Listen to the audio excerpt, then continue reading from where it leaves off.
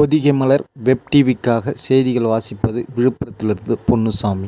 விழுப்புரம் மாவட்டம் விக்கிரவாண்டி தனியார் பள்ளி வளாகத்தில் விளையாடிக் கொண்டிருந்த லியோ லட்சுமி என்ற 3 வயது சிறுமி அங்குள்ள கழிவுநீர் தொட்டியில் தவறி விழுந்து பலியான சம்பவம் அப்பகுதியில் பரபரப்பை ஏற்படுத்தியுள்ளது. இதுகுறித்து விக்கிரவாண்டி போலீசார் வழக்கு பதிவு செய்து விசாரணை நடத்தி வருகின்றனர்.